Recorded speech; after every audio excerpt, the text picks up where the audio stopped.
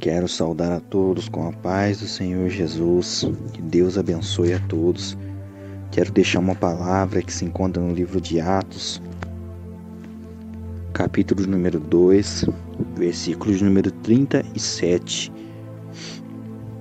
Atos, capítulo número 2, versículos número 37. E, ouvindo eles isto, compungiram-se em seu coração e perguntaram a Pedro e aos demais apóstolos: que faremos, homem, irmãos? E disse-lhes Pedro, versículo 38, arrependei-vos e cada um de vós seja batizado em nome de Jesus Cristo para perdão dos pecados, e recebereis o dom do Espírito Santo. Versículo 39, porque a promessa vos diz respeito a vós, a vossos filhos e a todos os que estão longe, a tantos quantos Deus, nosso Senhor, chamar. Versículo 40, e com muitas outras palavras isto testificava e os exortava, dizendo: salvai-vos desta geração perversa.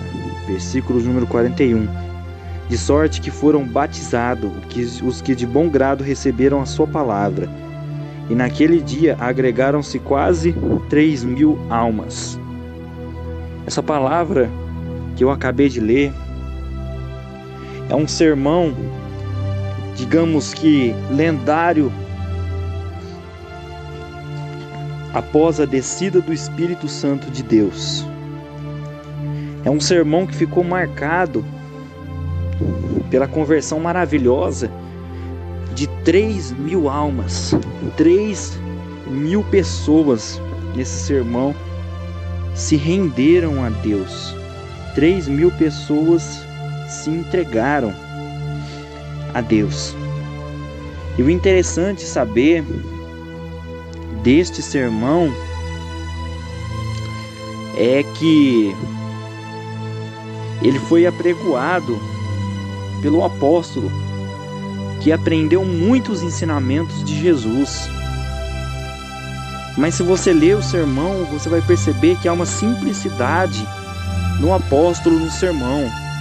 O sermão não foi inventado, não foi criado, não foi feita uma retórica gigantesca, ou não precisou de enfeite para que 3.000 pessoas dobrassem os seus joelhos e crescem no Jesus que o apóstolo estava pregando.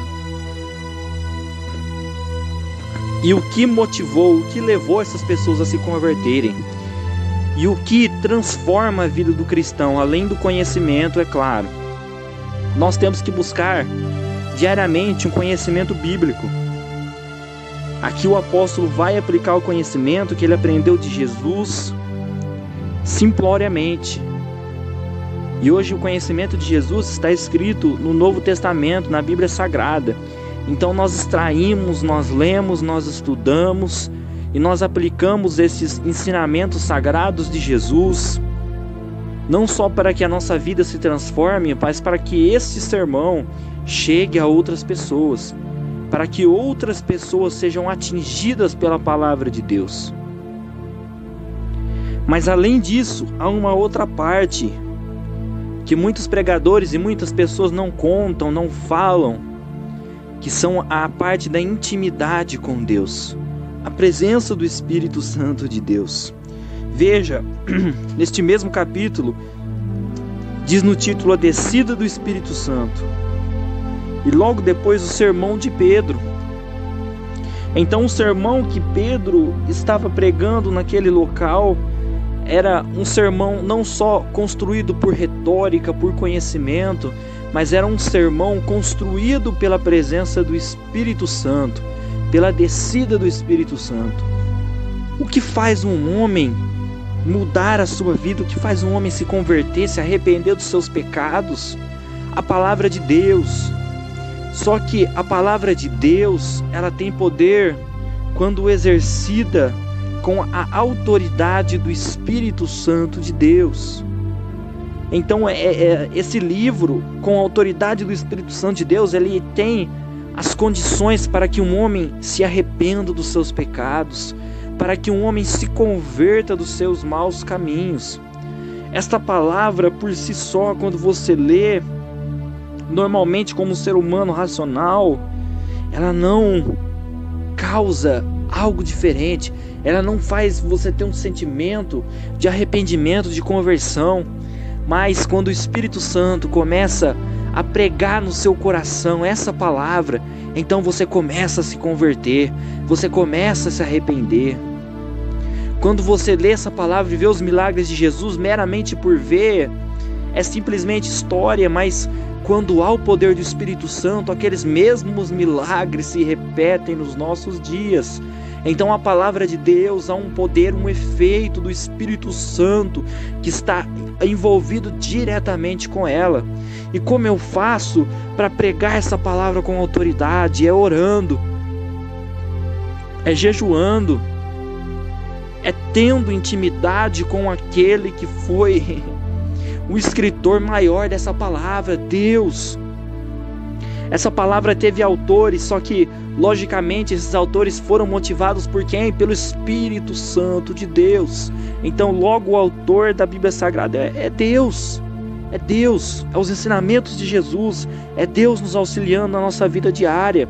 Então porque muitos e muitos sermãos são vazios? Porque as pessoas que estão por trás dos sermãos não têm intimidade com Deus, porque muitas vezes nós pregamos e os nossos sermões não têm efeito como os nossos irmãos do passado, como os heróis da fé, como pessoas que pregavam e viam outras pessoas sendo convertidas, sendo transformadas, curas, milagres. Não milagre falso, estou falando de milagre verdadeiro, não milagres de shows televisivos, mas eu digo milagre verdadeiro. Porque nós não conseguimos ver isso? Porque muitas vezes nós estamos presos à retórica, ao conhecimento somente, mas esquecemos que para que essa palavra, para que esse conhecimento ele toque o coração do outro, nós precisamos da presença do Espírito Santo de Deus. E só há a presença do Espírito Santo de Deus na vida daquele que busca a presença do Espírito Santo. A descida do Espírito Santo veio por quê?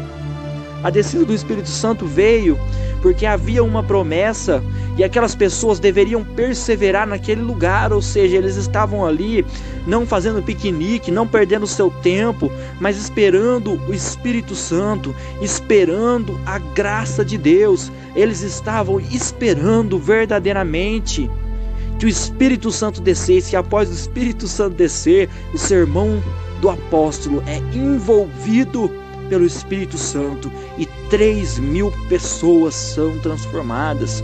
O que eu quero te ensinar neste dia é que você tem que conhecer essa palavra, mas mais do que conhecer, para que essa palavra tenha efeito na sua vida, para que a sua vida seja transformada, para que você vença o pecado, para que você vença os obstáculos, as barreiras, para que você seja próspero, para que a sua casa se converta, para que as pessoas ao seu redor sejam tocadas. É necessário que você se entregue nos braços de Deus, é necessário que você seja envolvido pela presença do Espírito Santo de Deus. Qual é a maior marca de uma pessoa que tem a presença do Espírito Santo de Deus na sua vida? São os frutos. Que frutos? A conversão, a mudança de vida, porque só o Espírito Santo é capaz de aquecer os nossos corações, só o Espírito Santo de Deus é capaz de impulsionar a nossa força de conversão, só o Espírito Santo de Deus é capaz de nos aproximar com o Pai. É Ele a nossa ponte de acesso a Deus. Não estou falando de Jesus, não estou falando de salvação, eu estou falando da nossa ponte de acesso enquanto na terra com Deus. É o Espírito Santo de Deus que faz essa ponte. A Bíblia diz que Ele recolhe as nossas orações, que Ele leva até Deus, e Jesus intercede junto ao Pai por nós. Então há uma presença do Espírito Santo de Deus que nós precisamos ter nas nossas vidas. Para que a minha vida, para que a tua vida seja transformada, é necessário a presença do Espírito Santo de Deus. Leia a Bíblia, busque conhecimento, mas faça com que essa palavra arda no seu coração. Ore juntamente enquanto você lê, para que essa palavra arda no seu coração, para que essa palavra seja capaz de transformar a sua vida, em nome de Jesus. que você possa entender essa palavra e compreender que são um peso, são uma balança com dois pesos, palavra e a presença de Deus na sua vida. Que Deus abençoe a todos em nome de Jesus.